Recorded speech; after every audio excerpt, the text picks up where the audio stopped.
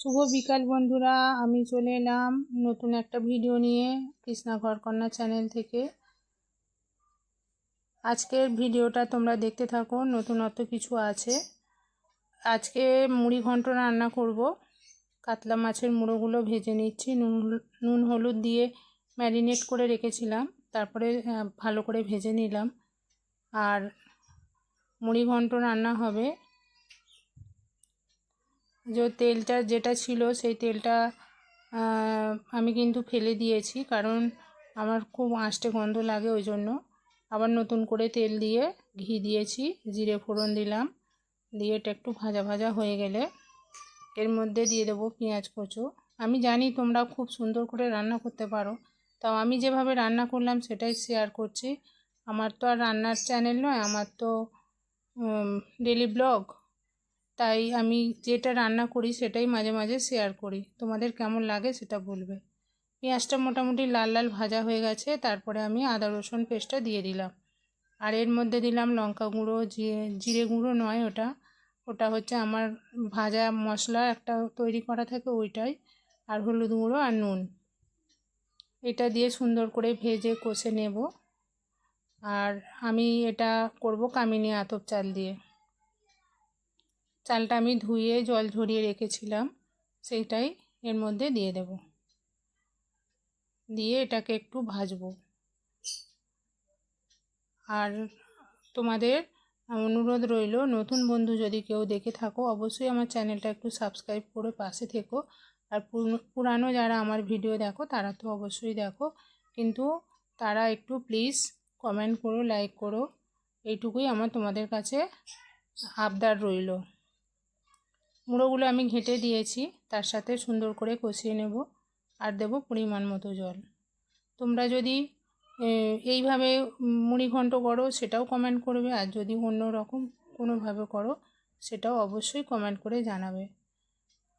আর আমি যতটা পরিমাণ চাল নিয়েছিলাম তার ডবল পরিমাণ জল দিয়েছি, দিয়ে এটা ফুটে উঠেছে।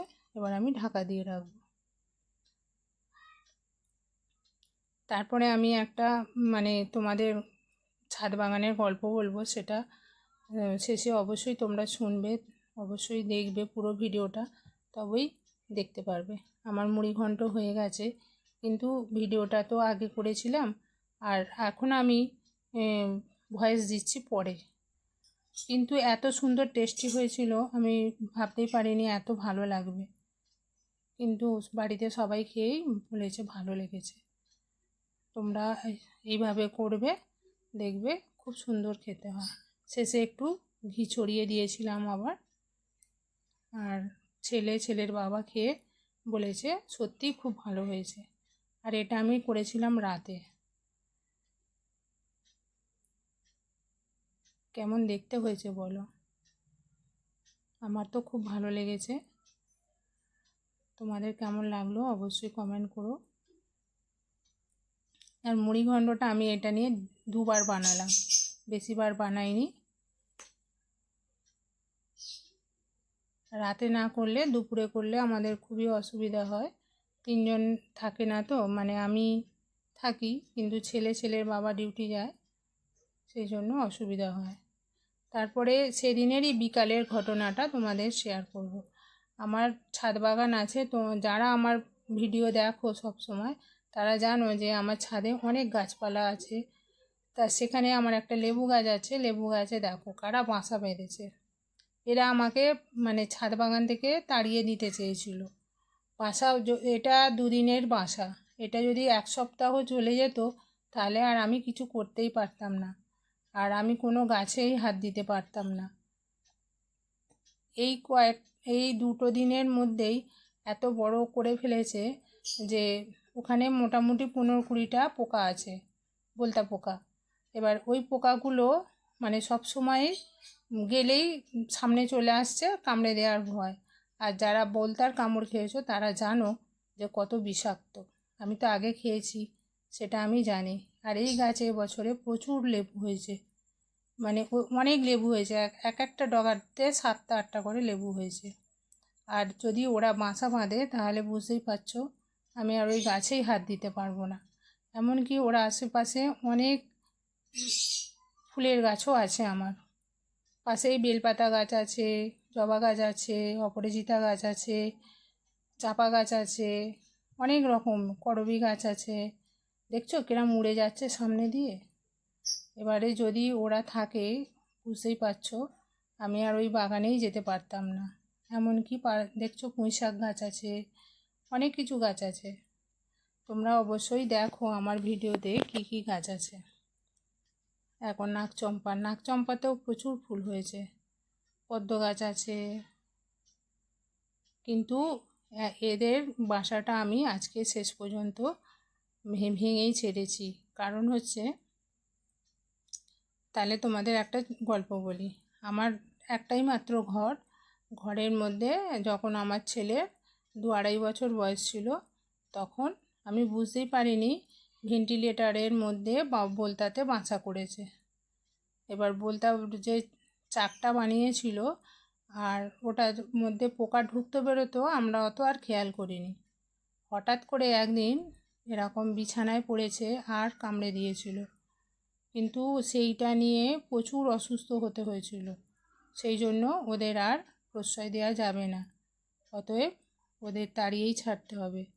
সেই জন্য আমি কি করলাম, একটু বেলা হলো, সন্ধ্যের মুখে, কারণ বেশি আলো থাকলে ওরা আর আমাকে চাকটা ভাঙতে দিত না। আমি দূর থেকে লম্বা লাঠি দিয়ে ওদের ভেঙে ছেড়েছি। তোমরা যদি এরম বোলতার চাক ভেঙে থাকো, অবশ্যই কমেন্ট করে জানাবে যে কিভাবে তোমরা বোলতার চাকটা ভাঙলে। আর ছাদ বাগানে প্রত্যেক বছরই ঠিক এই সময় গ্রীষ্মকাল করে বোলতা চাক করতে আসে। আর যদি না খেয়াল রাখা হয়, তাহলে কিন্তু ওরা যদি চাক বড় করে ফেলে, তাহলে আর আমরা ভাঙতে পারবো না। আর পরপর কয়েক বছরই ওরা চাক মানে বানাতে আসে, কারণ অনেক গাছপালার মধ্যেই তো ওরা বাসাটা বানায়। সেই জন্যই ওরা বাসা বানাতে আসে, আর এই সমস্যা তৈরি হয়। আমি সেই সমস্যা পর্যন্ত না পৌঁছানোর জন্য আমি কি করলাম, ওদের বাসাটা ভেঙেই দিতে হলো। চাইনি কারোর বাসা ভাঙতে, কিন্তু বাধ্য হয়ে ভাঙতে হলো।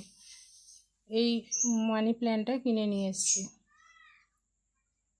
আমি ভিডিওটা আর বেশি বড় করব না, কিন্তু চাক ভাঙাটা আমি তোমাদের দেখাতে পারলাম না, সন্ধে হয়ে গেছিলো, অন্ধকার হয়েছিল, সেই জন্য ভিডিও করতে পারিনি। কারণ ছাদে আমার লাইট ছিল, লাইটের তারটা ইঁদুরে কেটে দিয়েছে, সেই জন্য অন্ধকার। তাহলে আমার ভিডিওটা আজকে এখানেই শেষ করছি। টাটা। সবাই ভালো থাকবে, সুস্থ থাকবে, আনন্দে থাকবে, আর আমার ভিডিওটা শেষ পর্যন্ত দেখবে। আর দেখে কেমন লাগলো অবশ্যই কমেন্ট করবে। টাটা। সবাই ভালো থাকবে, সুস্থ থাকবে, আর আনন্দে থাকবে।